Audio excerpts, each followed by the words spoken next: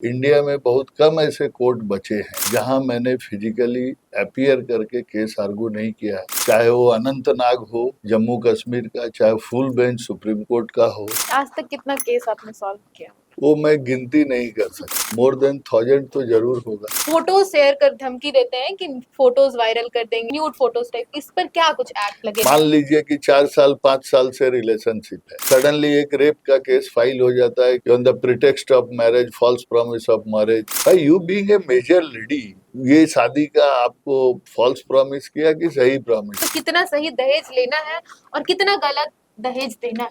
देखिए, दहेज लेना और देना कानूनी रूप से दोनों गलत है। अगर आफ्टर मैरिज डिमांड है then there is a case. क्या कुछ करना चाहिए अगर किसी लड़की के साथ रेप जैसी घटनाएं घटती है? कभी भी एक सेकंड के लिए मत छिपाइए, कभी भी उसको बर्दाश्त नहीं करना चाहिए। आपने बहुत सारे क्राइम के केसेस सॉल्व किए हैं, क्रिमिनल से कभी डर नहीं लगा? नहीं, कभी नहीं। जिसको आप क्रिमिनल बोलते हैं हम उसको क्रिमिनल बोलते ही नहीं, उसको हम इंडियन सिटीजन बोलते हैं कि जो न्याय के लिए मेरे शरण में है।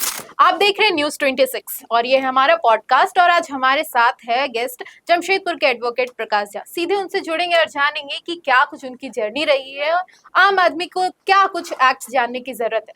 सबसे पहले आपका बहुत बहुत स्वागत है हमारे चैनल में। आप पहले अपने बारे में, अपनी जर्नी के बारे में कुछ बताइए। धन्यवाद। मैंने 1998 में बार को ज्वाइन किया, शायद 16 अप्रैल का दिन होगा, और उस समय में हम लोगों की एक ट्रेनिंग होती थी, मैंडेटरी प्रोविजन था under the bar council of India rules. बाद में सुप्रीम कोर्ट से वो एबॉलिश हो गया। At that period was added as an experience. हम गोविंदपुर में रहते थे, आर्थिक परिस्थिति बहुत खराब थी। माँ से 10 रुपया मांग के बस में लटक के आते थे वकालत करने के लिए। उसके बाद 2003-2 में हमने गोविंदपुर छोड़ा, किराए का मकान लिया और उसके बाद अपना प्रैक्टिस शुरू किया। करते करते आज जो भी है, लोगों की दया से और अपने आशीर्वाद से, भगवान के आशीर्वाद से इस मकाम पर पहुंचे हैं। 3 बातें हमेशा जीवन में हर प्रोफेशनल को याद रखना चाहिए: डेडिकेशन टुवर्ड्स वर्क, और वकालत में कोई शॉर्टकट नहीं है, there is no option of study. तीसरा बात है कि आप ये कभी भी मत मानिए कि सोसाइटी किसी को क्या उसके प्रति प्रिजम्पशन करता है, पुलिस क्या, प्रोसिक्यूशन क्या प्रिजम्पशन करता है। आप कभी भी न्यूज चैनल से, मीडिया ट्रायल से या अखबार के माध्यम से ये जज मत करिए कि ये आदमी गिल्टी है किसी ऑफेंस के लिए या नहीं गिल्टी है। ये सिर्फ और सिर्फ कोर्ट का काम है। इसीलिए जब भी किसी का मुकदमा लड़िए तो ये मान के चलिए अंडर द इंडियन लॉ कि ही इज इनोसेंट, और प्रिजुडिस्ड होके काम मत करिए कि सोसाइटी आपको क्या बोलेगा। यही हमने सीखा है। अब तक की जर्नी में क्या कुछ अप्स एंड डाउन्स रहा है? कौन सा सबसे मुश्किल घड़ी थी और कौन सा सबसे अच्छा मोमेंट था आपके लाइफ में? शुरुआती दौर में तो काफी मुश्किल थी, करीब 5-6-7 साल तो इस्टेब्लिश करने में अपने को लग गया। लेकिन भगवान के आशीर्वाद से इंडिया में बहुत कम ऐसे कोर्ट बचे हैं जहां मैंने फिजिकली अपीयर करके केस आर्गू नहीं किया। चाहे वो अनंतनाग हो जम्मू कश्मीर का, चाहे फुल बेंच सुप्रीम कोर्ट का हो, चाहे मुंबई हाई कोर्ट हो, चाहे कलकत्ता हाई कोर्ट हो, चंडीगढ़ हो, जमशेदपुर हो, हाई कोर्ट हो। तो इस प्रोफेशन ने हमें हर वो चीज़ दिया जिसके लिए कि एक लॉयर ललायित रहता है। और मेरा कोई गॉडफादर नहीं, कभी कोई सीनियर नहीं रहे। एकमात्र एक सीनियर रहे हमारे, जो प्रेजेंटली पटना हाई कोर्ट के जज हैं, JD1 हैं, राजीव रंजन प्रसाद जी। उनसे मैंने बहुत कुछ सीखा। अदरवाइज मैं सेल्फ मेड पर्सन। अभी मेरे साथ करीब करीब 22 जूनियर्स हैं जो काम करते हैं। आज तक कितना केस आपने सॉल्व किया? वो मैं गिनती नहीं कर सकता, हाँ। और ऑलमोस्ट मोर देन 1000 तो जरूर होगा। और सेशन केसेस हम ज़्यादा करते हैं। सेशन में मतलब मर्डर केसेस तो करीब करीब 80% होंगे, अटेम्प्ट टू मर्डर भी करीब 10% होगा। और कॉरपोरेट लॉ से भी रिलेटेड हम काम करते हैं। ऐसे इंडिया में शायद ही ऐसा कोई कानून होगा जिसका एक मैटर हम नहीं किए होंगे। वैसे आपने मर्डर केस की बात कही है, क्या लगता है कि मर्डर जो करते हैं लोग उसके पीछे उनकी मानसिकता क्या कुछ रहती होंगी जो इस तरह की घटना को अंजाम दे देते हैं? देखिए, मर्डर कोई करते हैं या किए हैं, ये कहना मेरा काम नहीं है। हम्म, ये काम जज का कहना है। अगर वो गिल्टी होल्ड होता है, माना उसने मर्डर किया है, अगर एक्विटल होता है, तो मीनिंग देयर बाय ये पर सर्कमस्टांसेस और एविडेंसेस ये नहीं है इतने पुख्ता जिससे ये साबित हो कि उन्होंने मर्डर किया है। जो मानसिकता की बात है, ये मानसिकता को एसेस करना बड़ा मुश्किल है। ये कोई साइकेट्रिक्स और डॉक्टर ही आपको बेटर बता पाएंगे कि वो ऐसा क्यों करता ठीक है। अभी के युवाओं के लिए एक चीज बहुत जानना जरूरी है। अक्सर जो लड़का और लड़की आपस में कभी कभी बॉयफ्रेंड गर्लफ्रेंड वाली बातें होती है, लोग एक दूसरे को फोटो शेयर कर धमकी देते हैं कि फोटोज वायरल कर देंगे, जो थोड़ी खराब फोटोज होती है, न्यूड फोटोज टाइप, इस पर क्या कुछ एक्ट है। लगेगा देखिए, अगर? इसमें तो बहुत साफ है कि ये आपको बहुत तरह के केसेस हम देखे हैं कि शुरू हुआ सोशल मीडिया में रिलेशनशिप, लेटर ऑन उसका बहुत सा रूप हमने देखा कि कुछ एक्सटॉर्शन वाला व्यू भी देखे, कुछ ये भी देखे कि एक्सप्लाइटेशन का भी व्यू देखे। एक्सप्लाइटेशन इन मोड ऑफ कि फिजिकल भी हो जाते हैं बहुत लोग उसी बिना पर, उसी प्रिटेक्स्ट में।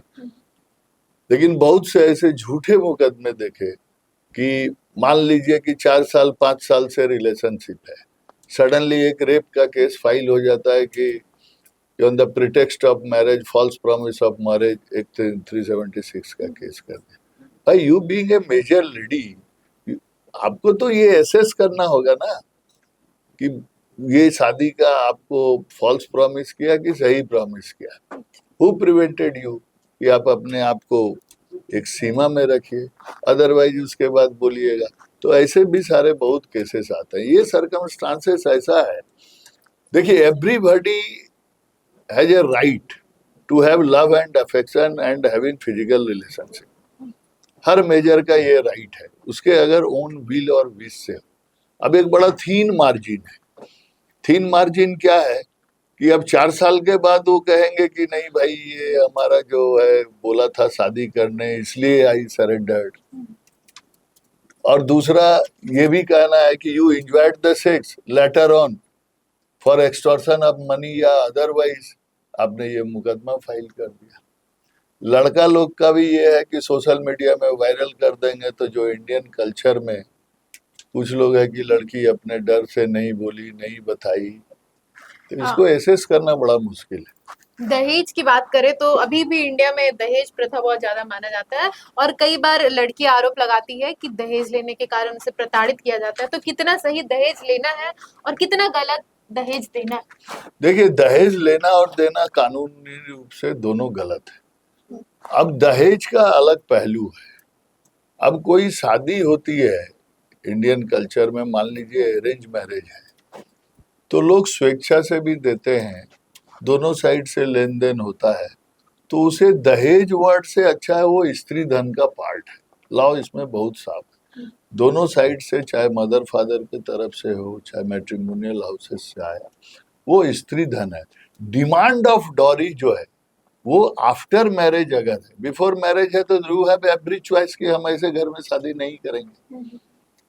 अगर आफ्टर मैरिज डिमांड है then there is a case, और पर्टिकुलरली उसके लिए कुछ क्रुएलिटी हुआ है, चाहे वो मेंटल क्रुएलिटी हो, चाहे फिजिकल क्रुएलिटी हो, उसमें ऑलरेडी डिफाइंड है। पहले 498 ए था, अब शायद 85 है शायद नया बीएनएस में।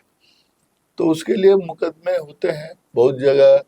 अब सुप्रीम कोर्ट तो रिपीटेड जजमेंट दे रहा है कि इंटायर फैमिली को घसीटा जा रहा है। तो इस टाइप की चीजें भी इसी इंडियन कल्चर में हो रही है, just to make out a pressure upon the matrimonial relatives. तो मिसयूज ऑफ लॉ भी हमारे यहाँ बहुत है, टूल्स की तरह भी हम लोग यूज करते हैं। तो इसमें सोसाइटी को अपग्रेडेशन बहुत जरूरी है, ट्रेनिंग टू द सोसाइटी बहुत जरूरी है कि आप पा क्या रहे हैं। अल्टीमेटली क्या है कि लाइफ ही बर्बाद होता है, आपको मिलता कुछ नहीं। पनिशमेंट फॉर ए क्राइम, इसके लिए लेजिस्लेचर ने कानून बनाया। मिसयूज ऑफ द क्राइम के लिए कानून नहीं बनाया। तो लेकिन चलिए, ये चलता है तो हम लोगों का भी चलता है।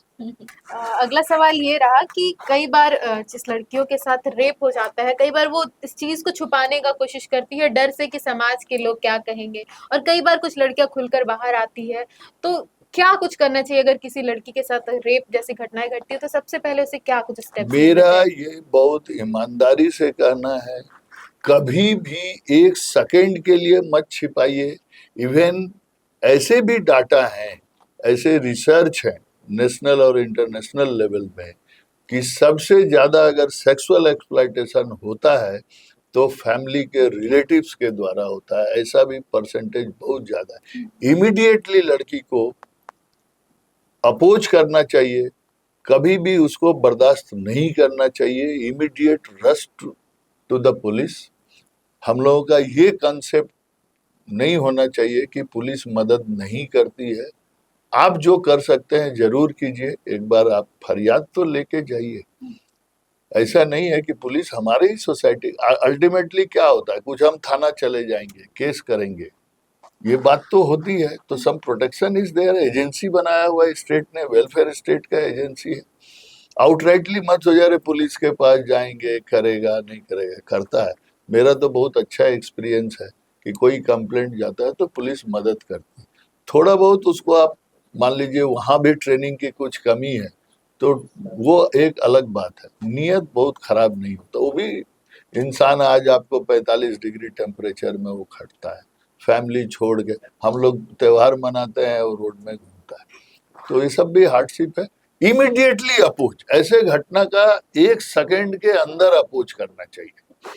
और जिस दिन से अपोज करना चालू हो जाएगा, आप देख लीजिएगा इस टाइप का क्राइम अगेंस्ट वुमेन जो है उसमें कमी आएगी। पहले से कमी आई भी है, लोग अब जागरूक भी हुए हैं, पढ़ी लिखी लड़कियां भी आ रही हैं।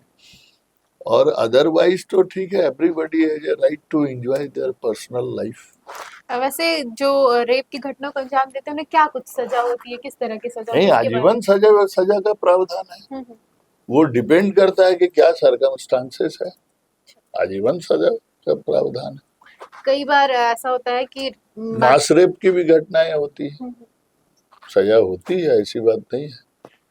अभी बीते ही दिनों एक खबर आई थी जहां कुछ लड़के और लड़कियां जो दोनों बालिग थे वो किसी होटल में गए थे, और वहां पर अचानक से गांव वालों ने उसे घेर लिया था और उन पर मारपीट उनके साथ की जा रही थी। तो ये ये गलत कितना है, गलत है? ये पूरा ही का पूरा गलत है।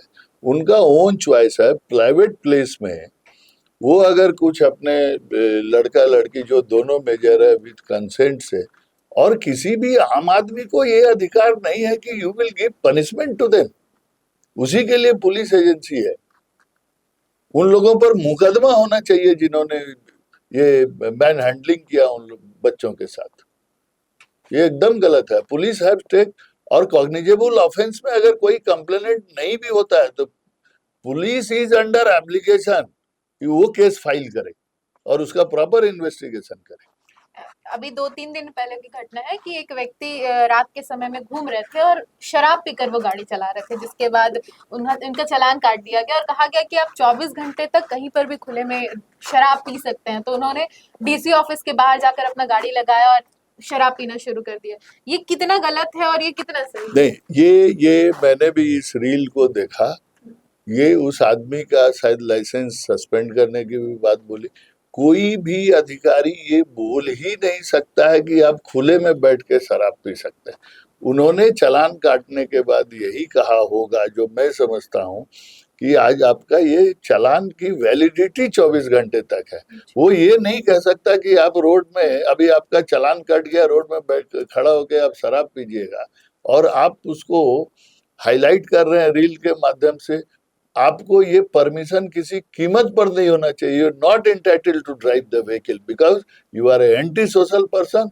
और आपका सही भी यदि किया गया है तो सही में आपका लाइसेंस कैंसिल होना चाहिए फॉर एवर। ये हमारा कहना है। अभी के युवाओं को क्या कुछ मैसेज देना मैं चाहेंगे?